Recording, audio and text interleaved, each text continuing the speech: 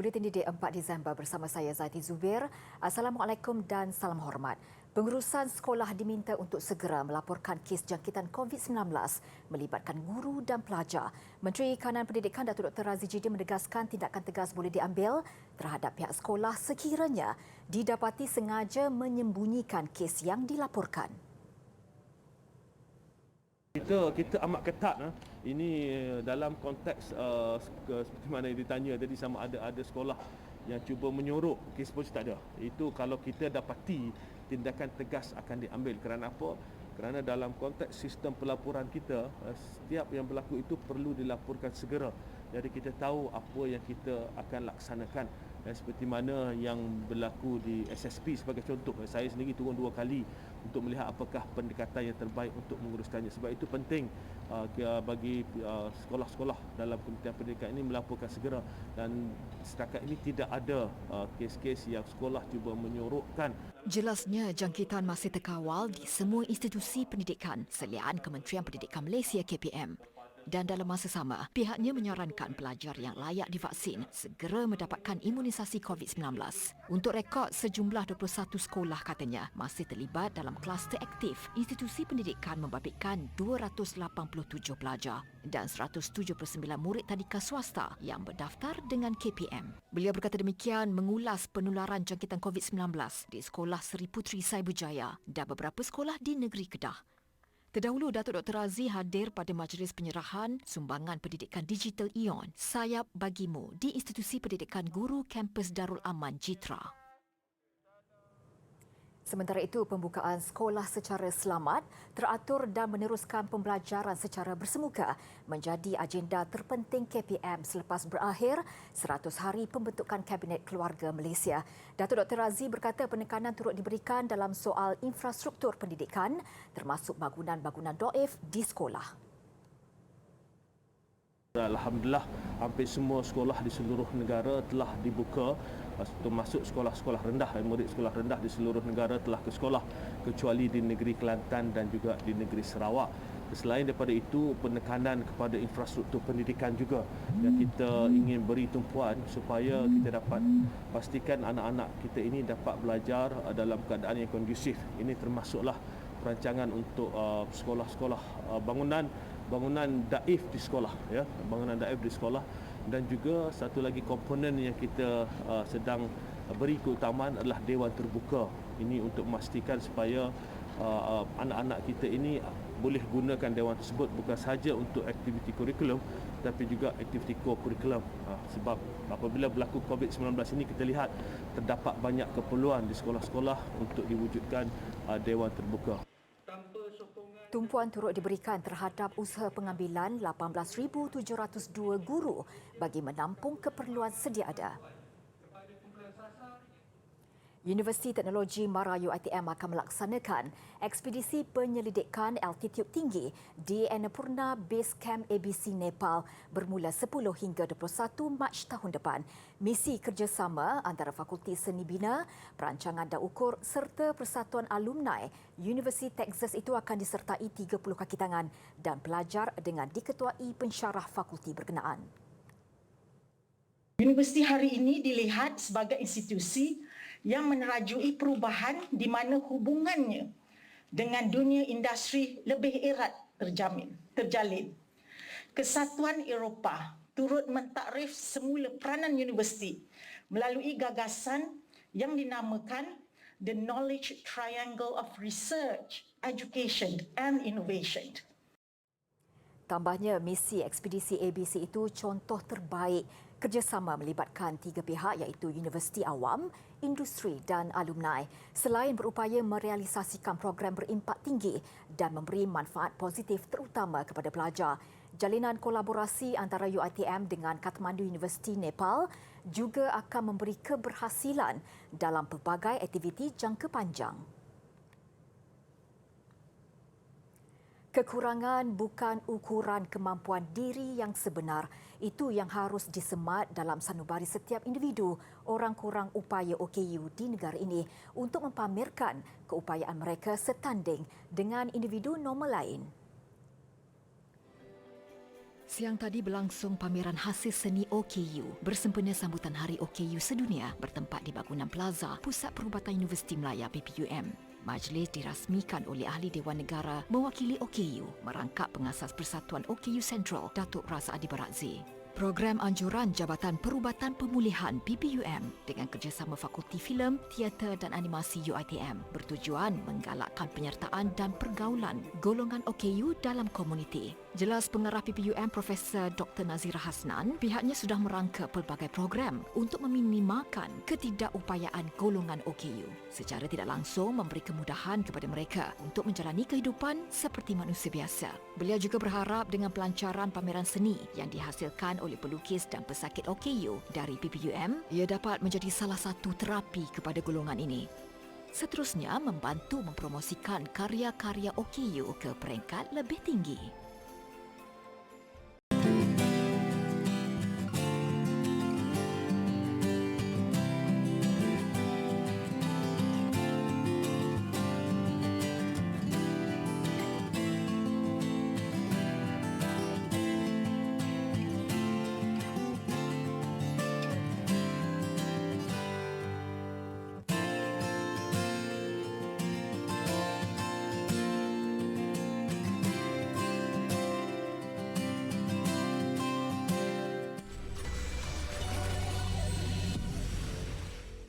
Bersua kembali, pengesanan terhadap kes pertama Omicron di negara ini mendapati tiada kontak rapat baharu dikesan menerusi pesawat sama dinaiki pelajar berusia 19 tahun terbabit yang mempunyai rekod perjalanan dari Afrika Selatan.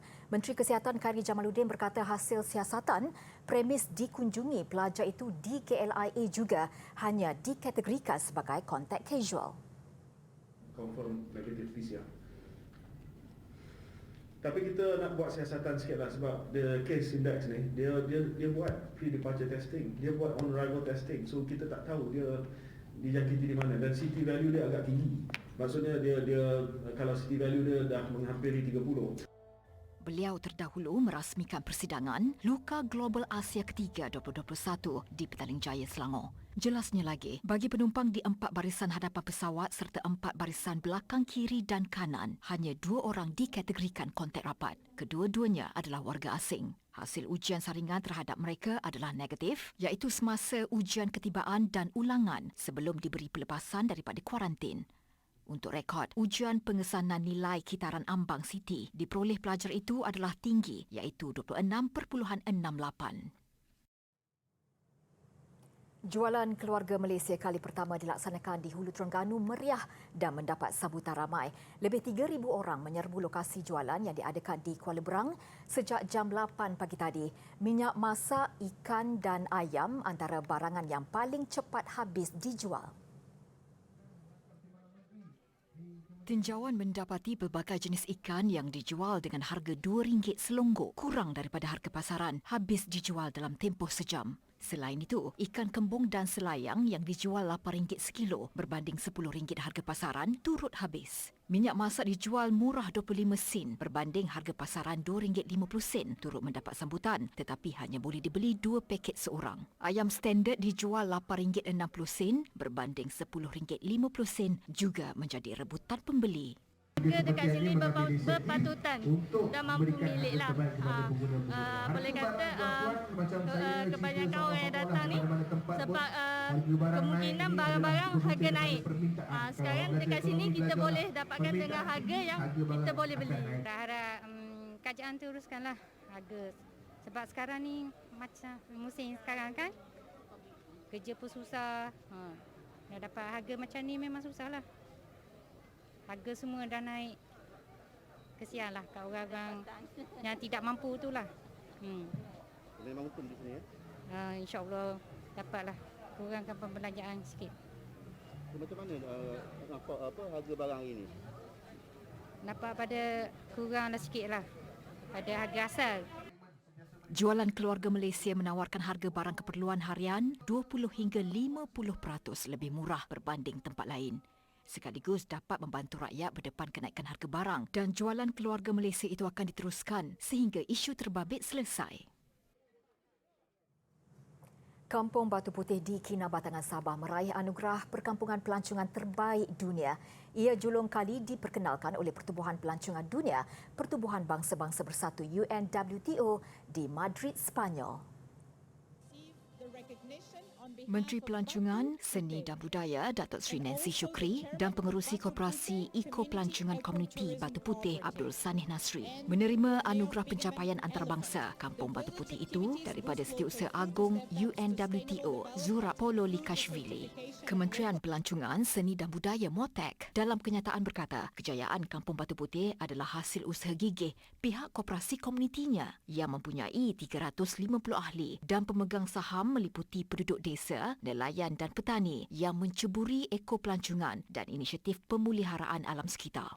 Usaha sama itu yang diketuai Pertubuhan Bukan Kerajaan NGO dikenali sebagai model pelancongan masyarakat berekologi mampan Mascot bersama Miso Wale Homestay yang pernah menerima anugerah Inap Desa Terbaik menawarkan pengalaman pelancongan budaya berasaskan komuniti yang tersusun. Nancy menyifatkan Batu Putih adalah model pelancongan luar bandar, eko-pelancongan dan pelancongan yang sentiasa dipromosikan secara meluas. Bergerak selangkah ke dunia digital, Perlis membawa pembaharuan dalam segmen pelancongannya dengan memperkenalkan teknologi realiti virtual di Gua Kelam 2 dibuka kepada umum mulai hari ini. Eksplorasi secara maya itu memberi peluang kepada kumpulan orang kurang upaya OKU dan warga emas terutamanya untuk turut merasai pengalaman ekstrim meneroka masuk ke dalam gua. Projek ini adalah kerjasama Kerajaan Negeri dan Politeknik Tuanku Said Sirajuddin PTSS di Arau sebagai pembangun teknologi itu. Sebagai permulaan 5 set kepada realiti maya HMD dan 3 bilik khas disediakan kepada pengunjung di bangunan galeri Gua Kelam dan kemasukan pengunjung adalah mengikut sistem penggiliran. Eksplorasi bermula dengan tirai gua dan perjalanan itu memberi pengunjung pengalaman seakan-akan berada di tempat sebenar. Projek ini dibangunkan sekumpulan 12 pensyarah dan ketua-ketua Jabatan PTSS yang mengambil masa hampir 6 bulan untuk menyiapkannya. Cabaran yang pertama berkaitan dengan keadaan reka bentuk dalam Gua Kelam itu yang tidak rata dan sebagainya, sempit, yang memerlukan kita memilih tempat-tempat yang sesuai untuk dapatkan shot dan angle yang terbaik, dan juga keadaan Gua Kelam ni yang gelap dan kita memerlukan pencahayaan yang terbaik untuk melaksanakan projek ini. Jadi kita boleh dapat dan juga kita boleh lihat secara lebih dekat berbanding kalau kita masuk ke dalam gua, kita dapat melihat dari jarak yang jauh. Tapi dengan adanya teknologi ini, benda tu kita boleh zoom in dan lebih jelaslah. Dan menu-menu tersebut memang disediakan dalam aplikasi tersebut lah, dan kita boleh pilih lah. Berdasarkan populariti dan daya tarikatnya, Gua Kelam 2 dipilih sebagai projek perintis sebelum diteruskan kepada beberapa produk pelancongan lain. Majlis perasmian berlangsung di bangunan galeri Gua berkenaan di kaki bukit Padang Besar. Eksplorasi secara maya itu antara pilihan yang ditawarkan selain Museum 3D yang menjadi elemen digital pertama diperkenalkan pada penghujung 2019. Difahamkan, Gua Kelam 1 dibuka kepada umum untuk aktiviti riadah dan mandi bandar. Manakala Gua Kelam 2 sepanjang kira-kira 1.2 km membabitkan aktiviti ekstrim. Gua Kelam 3 pula lebih mencabar dan memerlukan kemahiran yang tinggi untuk menerokanya.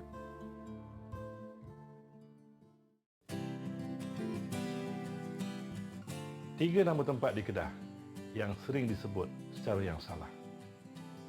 Yang pertama, Bidung. Ramai yang menyebutnya sebagai Bedung. Ini termasuklah membaca berita di TV. Sebutan sebenarnya Bidung, bukan Bedung. Yang kedua, Alor Merah, bukan Alor Merah. Alor Merah ataupun dalam logat Kedah disebut sebagai Alok Merah. Yang ketiga, Kok Tiang. Ramai yang menyebutnya sebagai Kodiang. Sebutan sebenarnya Kok Diang.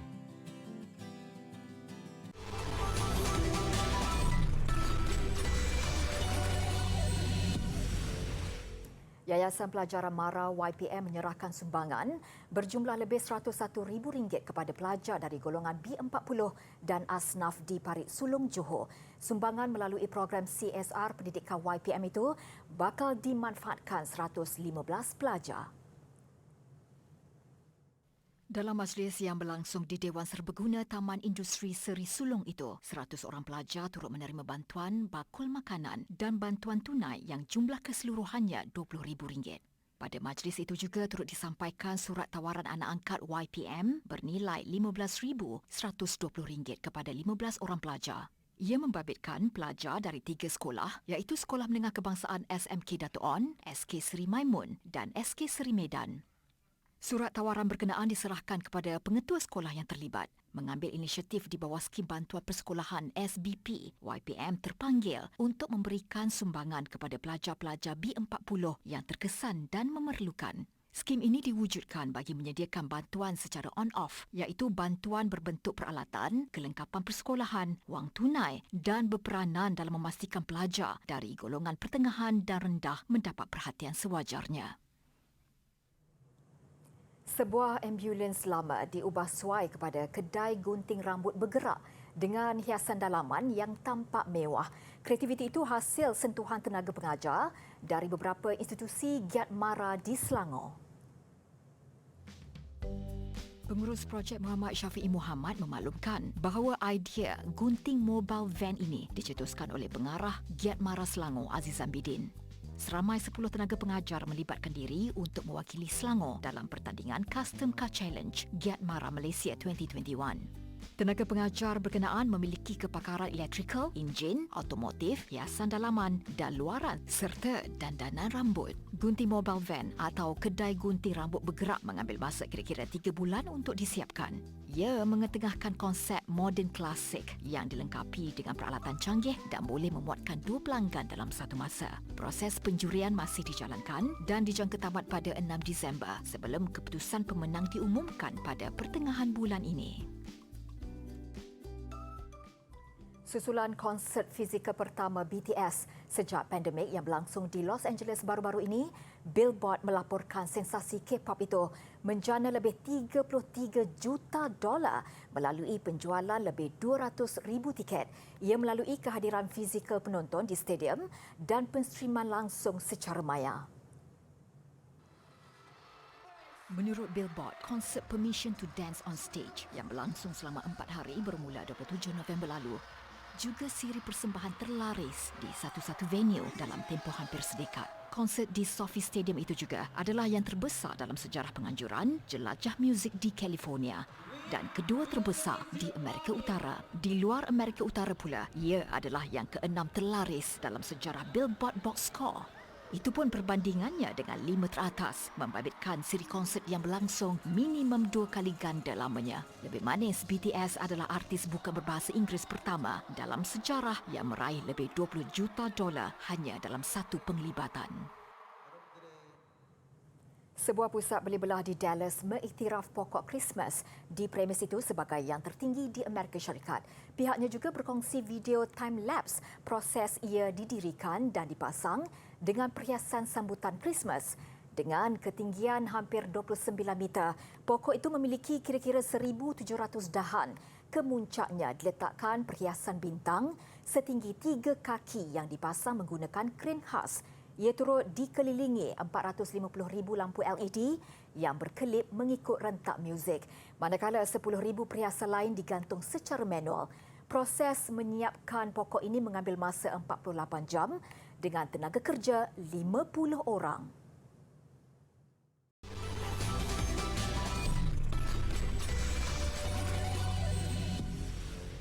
Setelah hampir setahun bekerjasama, Didik TV KPM dan Kementerian Pendidikan KPM siang tadi menjalankan aktiviti santai iaitu Fiesta Bowling Adiwira bertujuan untuk mengeratkan hubungan antara kedua-dua belah pihak. Pertandingan ini membabitkan bahagian sumber dan teknologi pendidikan BSTP, Unit Komunikasi Korporat KPM dan produksi Didik TV sendiri. Menurut pengarah BSTP, Maznah Abu Bakar, acara terbabit sebagai ganjaran terhadap kerja keras yang dicurahkan kedua-dua pihak.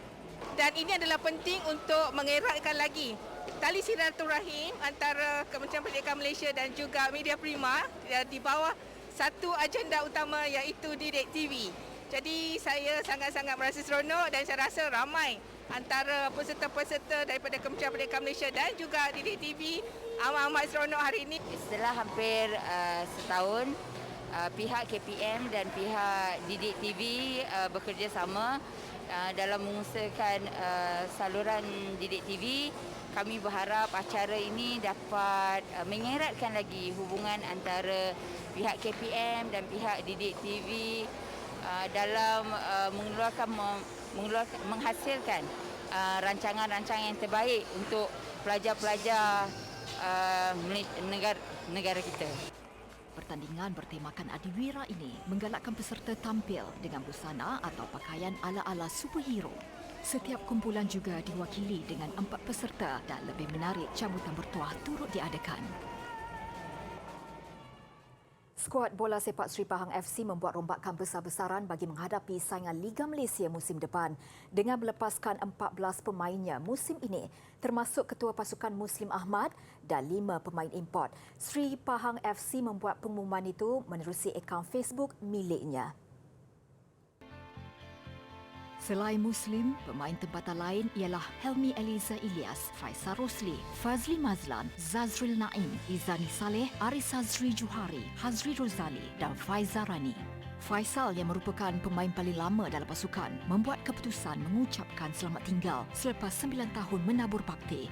5 pemain import pula membabitkan Hero Goland, Abu Bakar Yakubu, Kenny Atiu, Manuel Hidalgo dan Aung Kang Man. Seri Pahang FC merakamkan penghargaan dan terima kasih kepada semua 14 pemain berkenaan atas segala komitmen sepanjang menyarung jersey skuad Tok Gajah. Muhammad Fusa Mak Saleh dan Muhammad Junaidi Abdul Samad dinobat sebagai pengadil kebangsaan terbaik dan penolong pengadil kebangsaan terbaik bagi musim 2021. Mereka menerima pengiktirafan itu selepas berjaya melaksanakan tugas dengan cemerlang dalam saingan Liga Malaysia musim ini.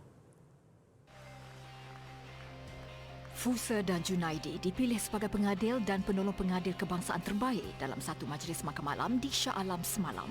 Sementara itu, Nurul Ain Izzati Zainal dan Nur Akmal Anwar dipilih sebagai pengadil wanita serta penolong pengadil wanita kebangsaan terbaik bagi musim 2021. Turut menerima penghargaan adalah pengadil kelahiran Terengganu, Suhaimi Mat Hassan di atas sumbangannya mengendalikan final Piala Dunia Bola Sepak Pantai di Moskow, Rusia pada Ogos lalu.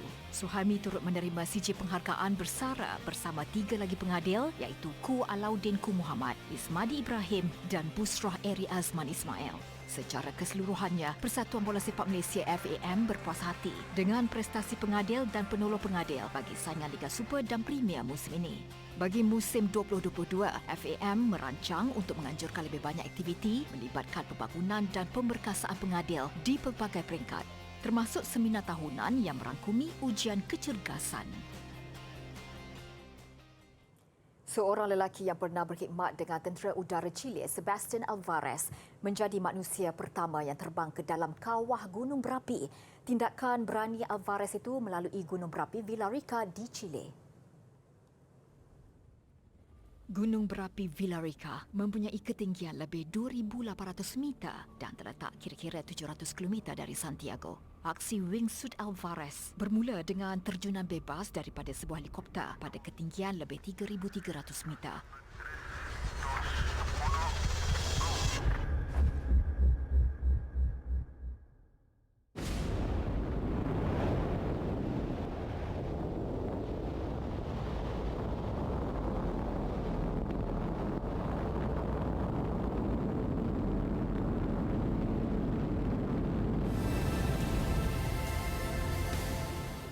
Alvarez merekodkan kelajuan lebih 150 km sejam ketika merentasi gunung berapi Villarrica yang mempunyai kawah selebar 198 meter. Jelas Alvarez apa yang dilakukan untuk satu projek khas selain hasratnya terbang melalui sebuah gunung berapi yang aktif. Alvarez sebelum ini terkenal kerana melakukan beberapa aksi lagak ngeri seperti terjun dari Mont Blanc di pergunungan Alps. Persembahan cahaya dan visual di Stockholm menjelang majlis penganugerahan hadiah Nobel mengakhiri buletin didik. Dengan itu saya Zati Zubir, salam hormat dan jumpa lagi.